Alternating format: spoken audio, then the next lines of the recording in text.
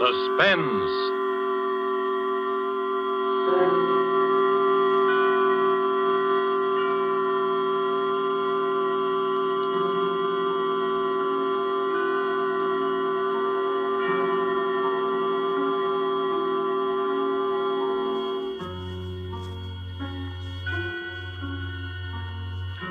This is the Man in Black, here again to introduce Columbia's program, Suspense.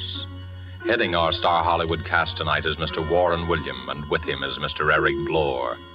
No fewer than 9 times have these two gentlemen appeared together in screen thrillers based on the adventures of one of the most celebrated characters of modern crime fiction. This familiar character will speak to you now for the first time on the air, as with the story called Murder Goes for a Swim, and the performances of Warren William as Michael Lanyard and Eric Blore as Jameson. We again hope to keep you in suspense.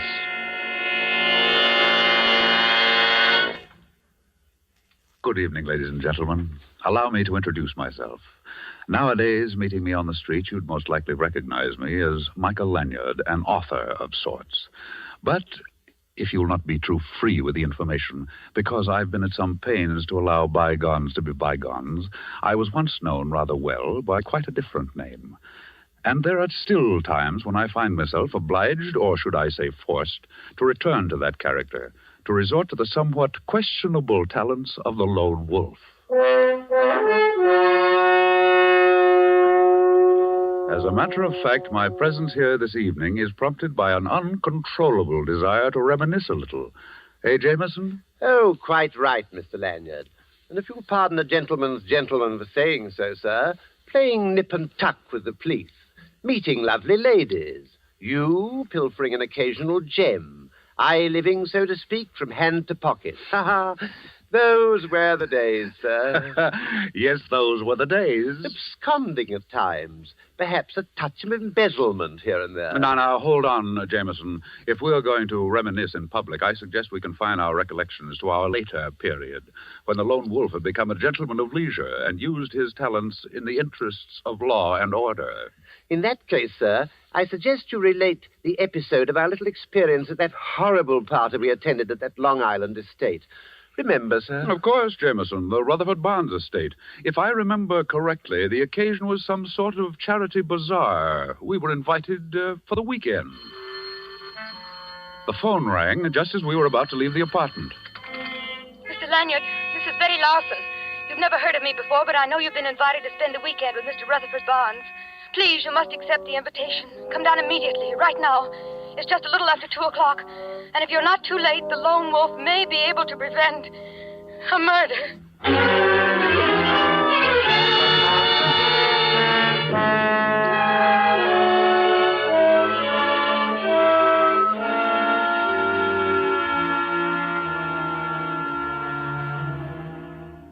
Jameson and I arrived at the Barnes estate a bare 2 hours after we'd received the mysterious telephone message. I was introduced to all kinds of people. First, the famous gossip columnist, Ralph Clinton. Well, Mr. Lanyard, this is indeed a surprise, and I might say a pleasant addition to our little gathering. Something always happens when you're lone wolfing around. Oh, I know, you've reformed. But a fellow can hope for a little excitement, can't he? See you later, old man. Then I met a very, very beautiful young lady. Oh, Mr. Lanyard, we haven't met yet. I'm Cynthia Waring. I've read all your stories and admired the ingenious way you solve those baffling mysteries. I think you're wonderful, really. And, of course, there was our host himself, Mr. Rutherford Barnes, who had recently announced his engagement to Miss Waring. I believe you've met just about everyone, Lanyard. That is, everyone except Bill Hodges. He's the firebrand of our little congregation. He's probably wandering around walking off the effects of the last 10 cocktails. Just make yourself comfortable.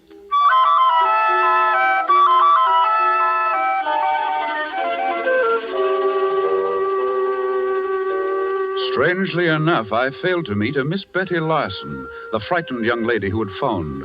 Anyway, the afternoon wore on through the beauty contest at which I was elected to preside as judge, and at which Miss Cynthia Waring, looking very pretty in a big picture hat and hoop skirt, was the winner. After it was over, Jameson and I managed to break away from the rest of the guests, and to escape the heat of the afternoon, we prepared ourselves for a cooling dip in the pool. I say, Mr. Lanyard, we've been to some pretty big and fancy places in our day, but this one is really something. This Rutherford Barnes person must be really an important person. You're quite right, Jameson. Rutherford Barnes is listed in Who's Who as the gentleman who made a fortune out of sardines. Just think, an entire estate built of sardines. Uncanny, isn't it, sir? Oh, Jameson. Forgive me, sir. No more puns, I promise. Well, I should hope so. I say, this pool is constructed just like a miniature lake. Lilies and all that sort of thing floating on top. Quite naturally, if you're going down for the third time, you just take a lily with you. Oh, what a jolly thought. Well, here goes. Watch this beautiful swan dive.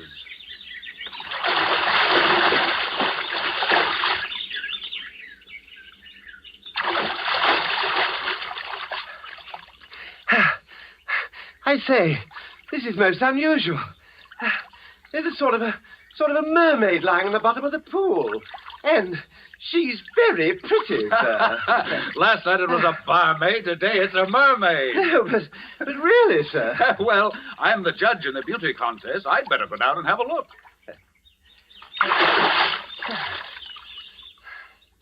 Don't be away too long, sir. Remember, there are lots of warmer women in the world. Jameson, quick. Here, give me a hand. Good heavens. It's a girl. Quick, here, lift her out of here. Hurry. I'm doing my best. I'll get up there and, here, now, let's put her down here. You hold her there, sir. Yes, Jameson, I'm afraid she's dead.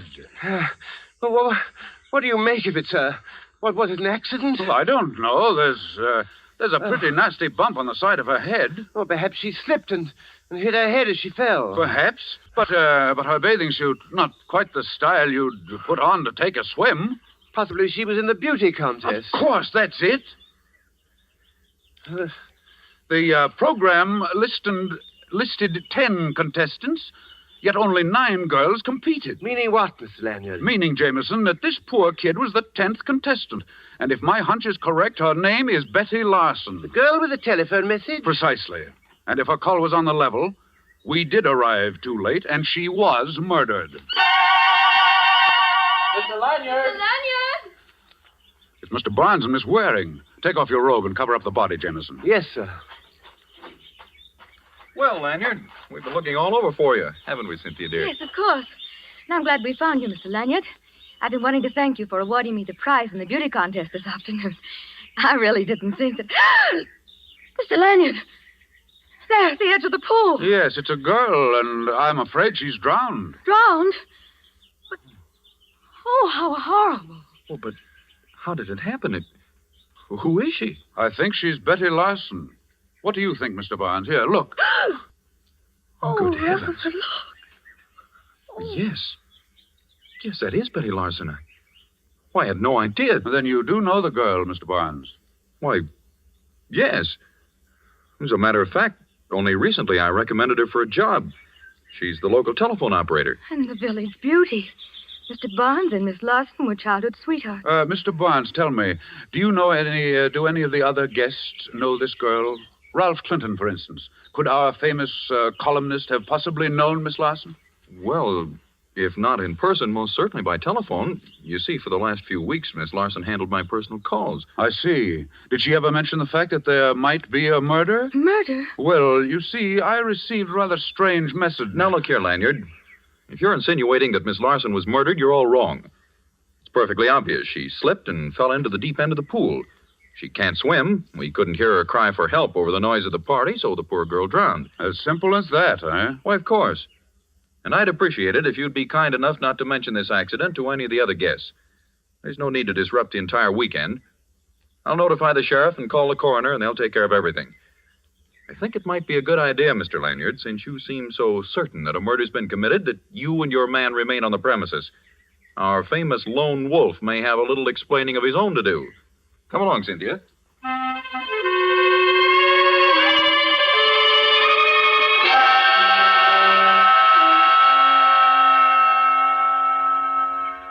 Oh, I'm completely at sea, Mr. Lanyard. The sheriff seems to think the whole thing was an accident, that this Miss Betty Larson person dived into the pool and that's how she hit her head. I doubt that, Jameson. According to Barnes, the girl couldn't swim. Hey, buddy. Oh, I think we have company. Hey, buddy. Yeah? If you see Mr. Barnes around, I want to see him. I think he's over at the other side of the house, getting things ready for the bazaar. Bizarre. They don't care how they celebrate a murder, do they? If I'm not mistaken, you're Mr. Bill Hodges, eh? Yeah. Betty Larson and I were going to get married. Everything was great until she starts going around with this society bunch. I got a few things to settle with that society crowd. Especially that keyhole peeper, Ralph Clinton. You seem quite positive, Hodges, that your girl was murdered. Well, what do you think it was, an accident? That girl could swim like a fish. Nothing could happen to her in the water. Yeah, but Barnes says she couldn't swim a stroke. I said she could swim like a fish. But Barnes says... Did you hear me, you little runt? Amazing how that girl could swim. Look here, Hodges. What makes you think Ralph Clinton had anything to do with this? Do you know you're practically accusing him of murder? Listen, Betty stood me up twice last week. I followed her in my car, and she met Clinton both times. He was going to put her in this contest, and she was a cinch to win. He promised her. Then look what happens to her. She's dead.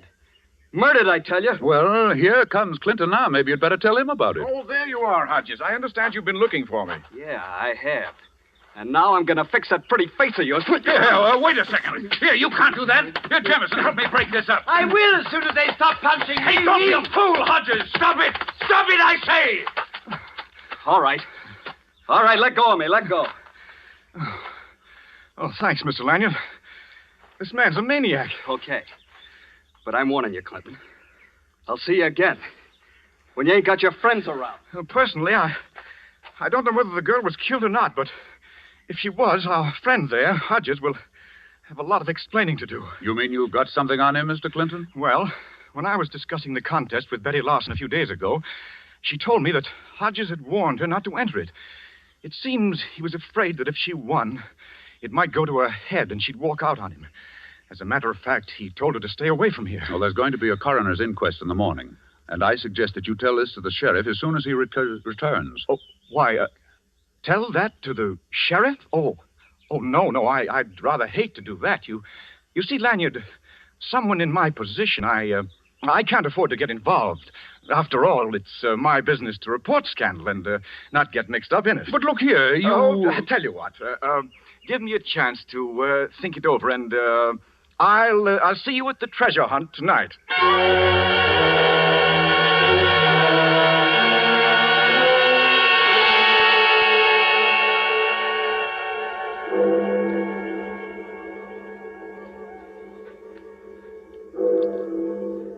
Oh, dear. 2 in the morning, Mr. Lanyard. What a ghastly hour to go tramping over the ground.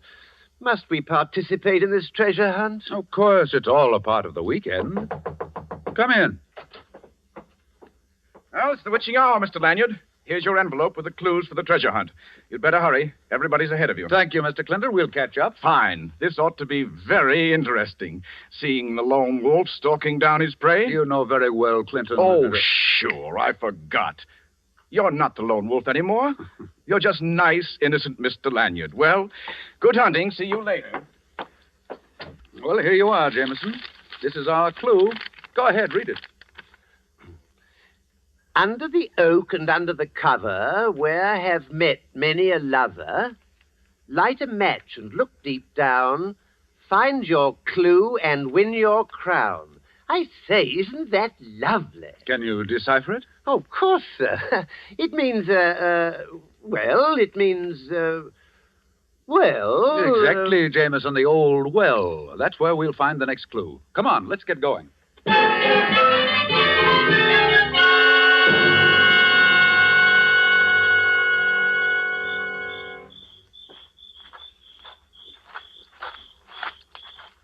The well is down this path. It's right near the stables.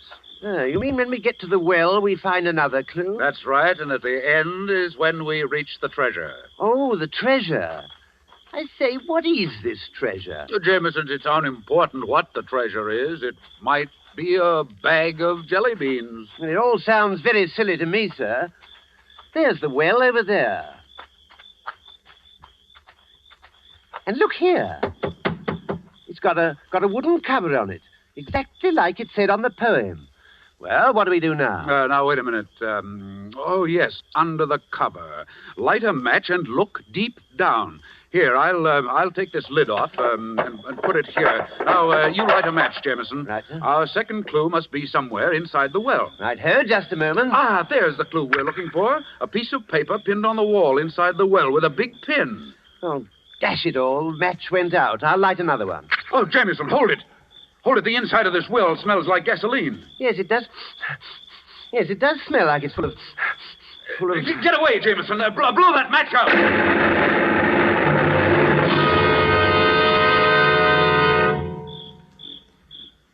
Oh, are you all right, Mr. Lanyard? Yes, and no thanks to you. Oh, I couldn't help it, sir. If you ask me, we walked right into a trap. And quite obviously. Here, let me help you up. Oh, thank you, sir. Oh, if I'd had any idea... Ouch! Well, now what's the matter? Oh, I've been stabbed. Well, let me see. Oh, steady, Jameson. I'll pull it out. Oh, be careful, sir. Oh. Oh! There we are. And very interesting. What is it, sir? Oh, it's that big pin. You could have been hurt quite badly. Well, if you ask me... Come along, Jameson. We've got work to do.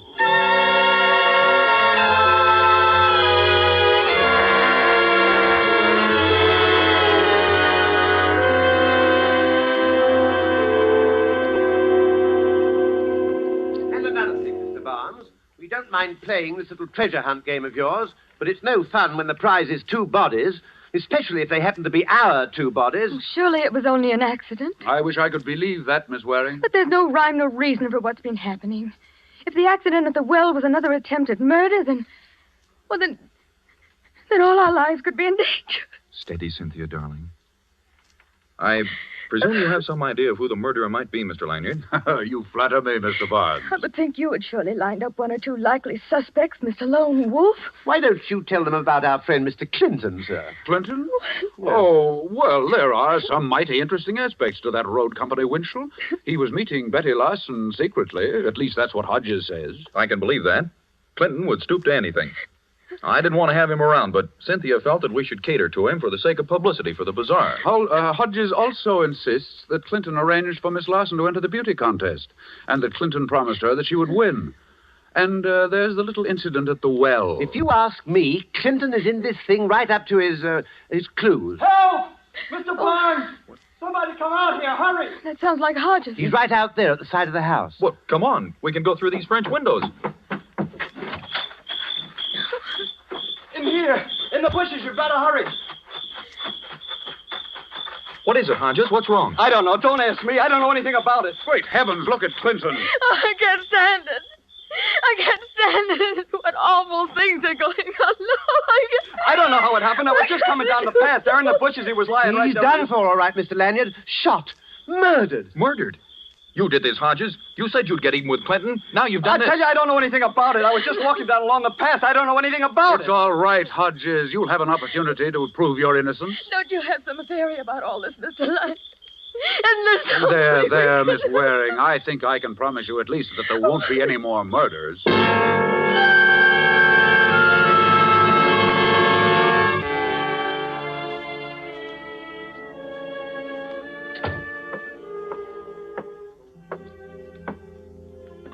Hold the flashlight a little higher, Jameson, on the clock on the mantelpiece. Yes, sir. Just as you say, sir. But aren't we taking a bit of a risk, Mr. Lanyard? Leaving the estate without checking with the sheriff? Shh, quiet, Jameson. If I don't find what I'm looking for here in Clinton's apartment, I'm afraid we'll have a lot of explaining to do. I'd just as soon we didn't go back. There's been 2 murders already, and they say things come in 3s. How interesting. Jameson, why do you think I've got you flashing the light on that clock on the mantelpiece? Well, sir, I'm a bit rusty. I think it might be safe to say, well, it would be safe. Exactly, Jameson. You never fail. The safe behind the clock on the mantelpiece. I say, I was right. Ingenious, eh, Mr. Lanyard? You have your moments. Well, it's a long time since I've operated in this fashion, but we'll see, Jameson. If you don't mind, sir, this is like old times. I do mind, Jameson, but unfortunately, certain situations are born of necessity. Then allow me to compliment you, sir. You haven't lost the old touch. No, I'm not so sure. Ah, there we are. Not much of a haul, if you ask me. Nothing but a stack of letters and a notebook. Let's have a look. All that trouble just for a bundle of papers. Just a waste of good time and talent. There could have been a pound of butter or a gas coupon or a back axle or... Aha! I say, what's so interesting? Just the... Did you find a clue to the murders? Just the motive, Jameson. Just the motive.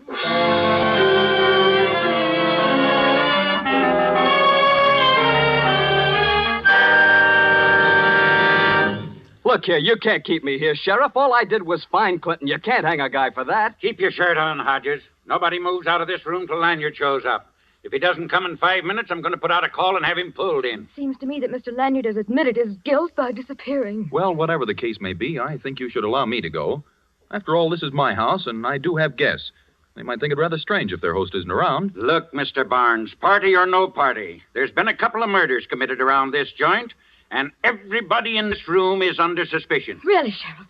If you're going to keep us here and allow Mr. Lanyard to stay... Good evening, Sheriff. Jameson, say good evening to the Sheriff. He's been very patient, I hope. Good evening, sir. Constable. Sheriff. All right, you two. You'd better make it good. Running away from the scene of the crime won't sit so well in court. Please accept my apologies, Sheriff. Well, now that you're here, Mr. Lanyard, perhaps we can clear up this nasty mess. Yes. I presume you've been spending your time checking up on the murders, Mr. Lanyard. That's right. And I've uncovered a few details which I'm sure will prove most interesting, Miss Waring. You're wasting time, Lanyard. Somebody in this room has been running around committing murders, and I'm going to find out who it is or die die trying. Who said that? Oh, if it's all the same to you, Sheriff, I think I'll join the other guests. Now, isn't that thoughtful of you?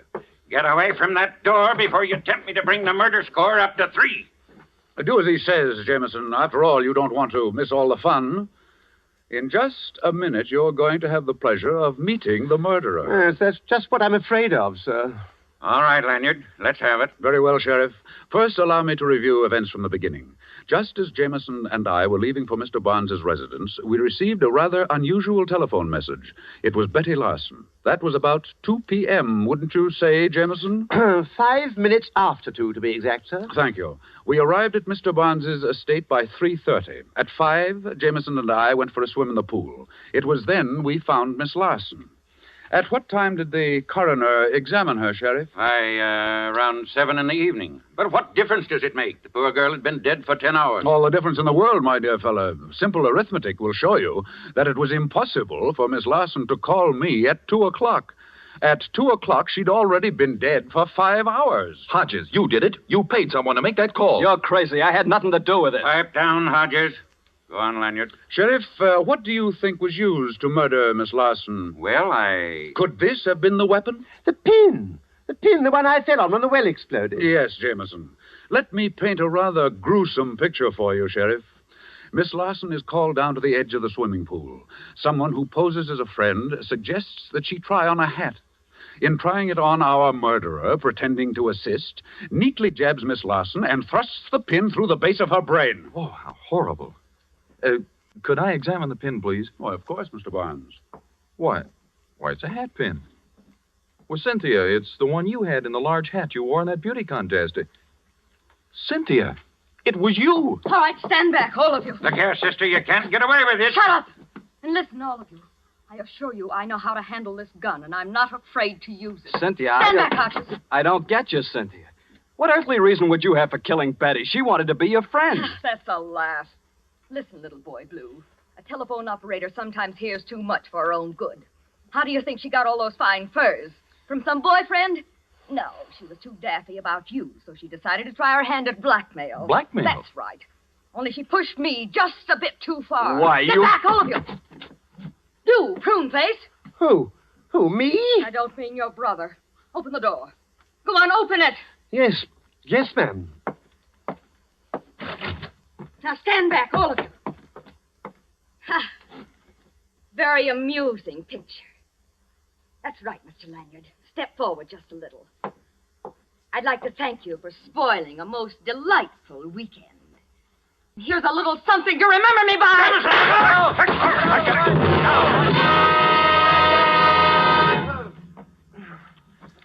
Jameson, are you all right? Yes, I think so, sir. Oh, thank heaven. Yeah, you did a good job, Jameson. You not only saved Mr. Lanyard from getting shot, but when you fell against this door, you also managed to knock Miss Waring colder than a doornail. Oh, it was nothing, really. And as for you, sister, maybe these bracelets will keep you out of trouble. Because when you come to, you're going to find yourself booked for murder. Double murder, Sheriff. Dig the bullet out of the wall over there, and you'll find it will match the one found in Clinton's body. Well, what do you know? Come on, Hodges, give me a hand. Okay, Sheriff. I can't believe it. Why, Cynthia and I had so many plans together. It's hard to believe that she could be responsible for those horrible murders. I'm afraid she was. Mr. Barnes, this is Mr. Clinton's notebook. Several canceled checks and a few letters. Look them over, and you'll discover that your dream girl, Miss Cynthia Waring, has quite a number of aliases, and in certain circles has a reputation for landing the biggest fish in the pool. Then, after she's collected enough money, she tosses them back. You were her next victim, Mr. Barnes. And as for the unfortunate Mr. Clinton, being a newspaper man and gossip columnist, he ferreted out her little scheme and, in turn, was blackmailing Miss Waring.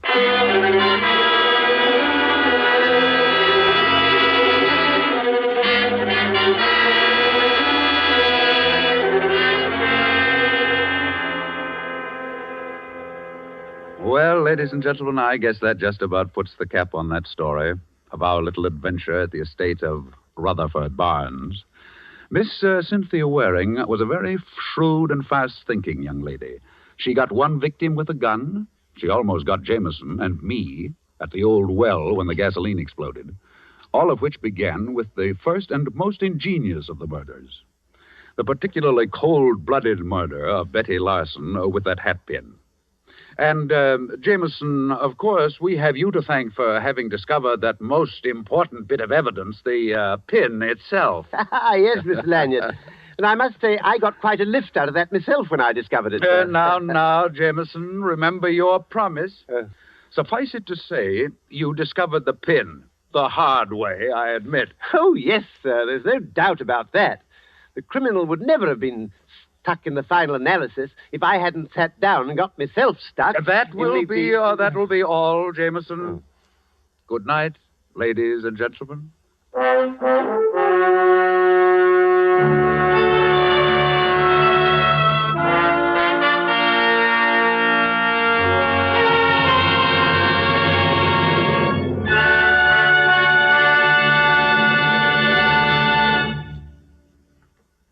And so closes Murder Goes for a Swim, starring Warren William with Eric Blore.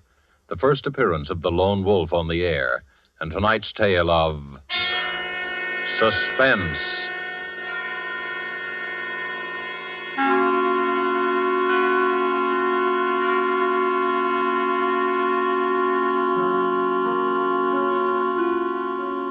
This is your narrator, the man in black, who conveys to you Columbia's invitation to spend this half hour in suspense with us again next week, when Laird Kriegar will star in the suspense play, The Last Letter of Dr. Bronson, with a cast of 4 distinguished Hollywood players, Helen Vinson, Harold Huber, Ian Wolfe, and Theodore von Eltz.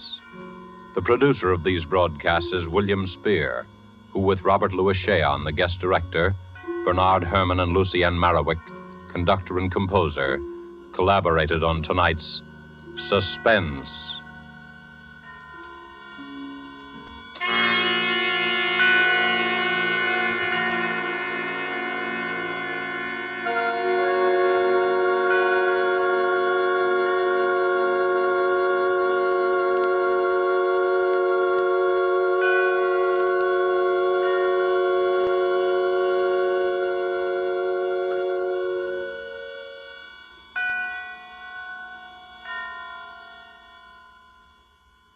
This is CBS, the Columbia Broadcasting System.